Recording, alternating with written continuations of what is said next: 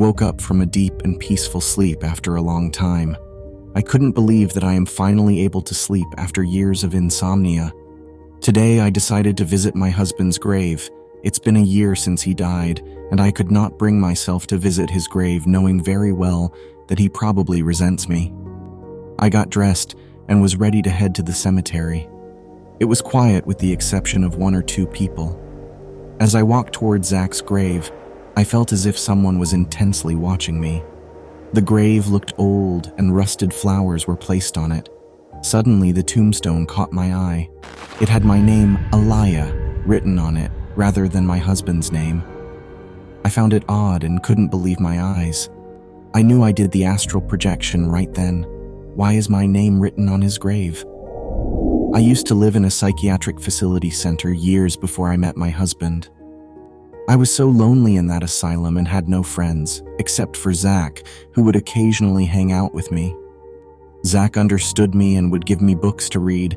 He also showed me how to astral project and became my close friend in that hospital, and I used to tell him all about me. Since I spent so much time with Zach and was impressed by his wisdom, so I developed a deep crush on him. One day I read Zach's diary, which he wrote every day, and found out that he felt the same way about me. Zach wrote a lot about me in that diary, from my favorite foods to my favorite color and other likes and dislikes. He even knew that when I was in high school, I was diagnosed with hallucinations and sleep deprivation, so my family admitted me to a psychiatric center. I had always wanted to marry and knew that it might not be possible for me because of my mental health, but when I told Zach about it, he got me a ring the next day, a plain band, but it was more than anything to me, and we recited our vows together and became husband and wife. After a year, I was allowed to leave the psychiatric center. My mom came to get me and wanted to take me to an old fort as a celebration. I invited Zach as well because he had never been on leave.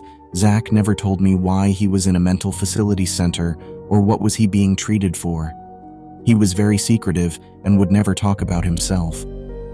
I didn't give much thought about him, but I knew that he was never allowed out of the facility center, and nobody ever came to visit him either, so I helped him sneak out of the facility center. He was way more excited about this than I was. Unfortunately, my mom couldn't accompany us, but she gave me her car and wanted me to with Zach, so I took her car and drove to the old abandoned fort. It was a dark and gloomy fort. The fort had a garden on the back of it. It had giant trees grown all over it, and thick weeds covered the grass. While I was looking around the fort, Isaac told me that we should lie down in the grass and see the sky above. He said we could try astral projecting under the sky. Astral projection is out-of-the-body experience where your soul leaves your body and wanders in the dreamland. Zach taught me how to meet him in the dream world, and together we would spend hours wandering from places to places.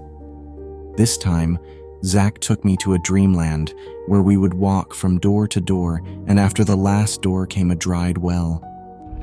I was surprised that Zach took me to such a well, but what he did next shocked me. He stood behind me and tried to push me into the well. I was so shocked by that, it took me some time to understand what was happening, but I jumped to the side and asked Zach what he was doing. Zach said to my face, "I'm sorry, honey, this is the only way I could live free from that asylum, or else they would find me everywhere." Zach became terribly dangerous. It seemed that he wanted nothing but to kill me. He again came towards me to hit with a brick, but I pushed him back with all my strength. Zach fell down in the well. When I saw Zach, he was breathless. His body turned cold. He was dead. Then I got rid of that experience of astral projection immediately and crawled back into my body. By the time it became dark, Zach couldn't make it as his body couldn't bear the overpowering astral projection. Then I somehow managed to pick up Zach's body and walked out of the premises of the fort to my mom's car and drove to a cemetery and buried him all alone. It was the worst day for me, which I cannot forget. After remembering all this, I looked back again to the tombstone. It was written Zach. When I saw my name earlier, it was my hallucination, and a fear that if on that day I had not stood up for myself, it would have been my grave there. I prayed for Zach for the last time and walked out of the cemetery.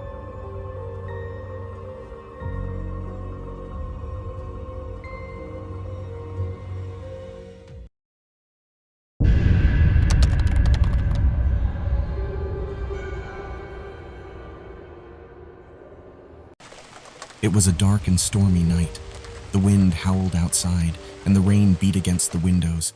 Inside, a young pizza delivery guy named Tony was getting ready to make his last delivery of the night. Tony had been working as a pizza delivery guy for a few months now, and he was used to the late-night deliveries, but this one felt different. The address was in a part of town that Tony had never been to before, and the house was dark and secluded. Tony took a deep breath and stepped out into the rain. He made his way to the house and knocked on the door. There was no answer. He knocked again, louder this time. Still no answer.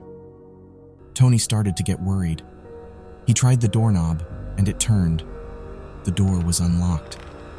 Tony hesitated for a moment, then pushed the door open and stepped inside. The house was dark and silent. Tony could hear the wind and rain outside, but there was no other sound. He took a few steps into the house, then stopped. He could smell something strange in the air. It was a smell like rotting flesh. Tony's heart started to race.